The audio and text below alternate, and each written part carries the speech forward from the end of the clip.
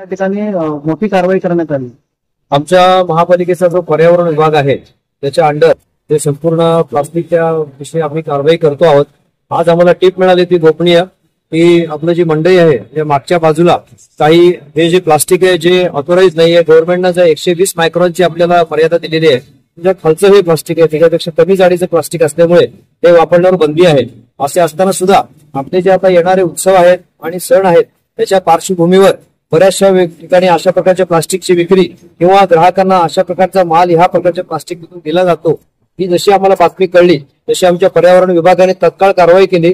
10,000 रुपये पेनल्टी आम्ही मारलेली आहे आणि ती पेनल्टी सुद्धा वसूल झालेली आहे आणि आपण इथे बघतात जवळपास अर्धा टन माल आमच्या पर्यावरण विभागाने चालू पकडलेला आहे। ही कारवाई यापुढे देखील चालू राहील। आपले महाराष्ट्राचे माननीय मुख्यमंत्री श्री एकनाथ शिंदे साहेब यांनी आदेश दिलेला आहे सर्वांना की आपल्याला पर्यावरणपूरक उत्सव साजरे करायचे आहेत। आपल्या शहरामध्ये पर्यावरणपूरक उत्सव साजरा करण्यासाठी हा जो बंदी असलेला प्लास्टिकचा भाग आहे हा कुणी वापरू नये अशी मी सर्वांना इथे आवाहन करतोय। भिवंडी निजामपूर शहर महानगरपालिकेचे नागरिक त्याचप्रमाणे व्यापारी आणि त्याचप्रमाणे विक्रेते या सर्वांना मी आवाहन करतोय की बंदी असलेलं प्लास्टिक वापरू नका, त्याच्याऐवजी आपण कापडी पिशव्याचा वापर करू। पर्यावरण पूरक जे आहे पर्यावरणाला अनुकूल आहे असे जे साहित्य आहे या साहित्याचा वापर करू। कृपा करून याची सर्वांनी नोंद घ्यावी। थर्मोकोल आणि हे बंदी असलेले प्लास्टिक याचा वापर सर्वांनी टाळला पाहिजे। ही आमची ही सुरुवात आहे कारवाईची, याच्यापेक्षाही जास्त कारवाई यापुढे चालू राहील। येणाऱ्या सणाच्या पार्श्वभूमीवर अशा प्रकारचा माल भिवंडी शहरात जर उतरला असेल तर त्या गोडाऊनची पाहणी करून आमचं जे पथक आहे आपण इथे बघता ते सगळे पथकातील अधिकारी आणि कर्मचारी आहेत त्यांना आम्ही सांगितलेलं आहे की तुम्ही टिप्स घ्या मार्केटमधून आणि त्या टिप्सच्या आधारे तत्काळ कारवाई करा। वापर करण्यासाठी थर्माकोलचा वापर मोठ्या प्रमाणात होतो, अशांमध्ये देखील कारवाई होणार आहे। हो, थर्माकोलचा वापर सुद्धा बंदी घातलेली आहे शासनाने, त्याच्यामुळे त्याचा सुद्धा वापर करता येत नाही।